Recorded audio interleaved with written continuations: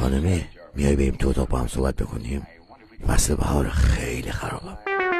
خرقا ول کن تو رو خدا، تو همیشه خرابی. انگار نه انگار ظهری تو غذات نیم کیلو کافور ریختم. بذار 2 دقیقه برنامه رو ببینم. نگاه کن رونالدو جشن تولد خانومش رو توی برج خلیفه براش گرفته، عکسش هم روی برج انداخته. مرد به این میگن چه اباحتی داره.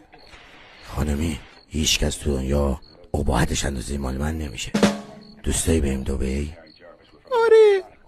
دوستایی ببرم دیسکو و دنس و پارک آبی؟ خرقا داری ایسکام میکنی؟ نه خانمی دارم جدی ازت میپرسم. آره که دوست دارم، مرد رویایی من. دوستایی بری دبی مال هر چی دوستایی برای خودت بخری؟ وای خرقا خیلی معرکه‌ای. آره که دوست دارم. خیلی خوب پاشو بریم تو اتاق خواب، کارت دارم. آره که میام قربون شوهر خوشگلم برم. خرقا راضی بودی؟ آره خانمی، برای اولین بار تمام فنونی که بلد بودم اجرا کردم. ممنونم خانمی.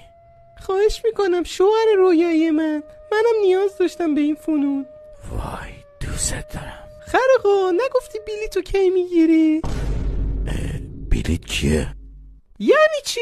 بلیط دبی رو میگم دیگه. مگه خودت نگفتی میخوایم بریم؟ پس اصلا واسه چی ازم سوال کردی؟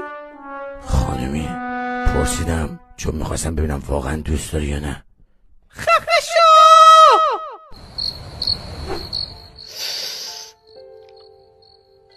خیلی بدبختی هستم ولی ارزشیشو داشت.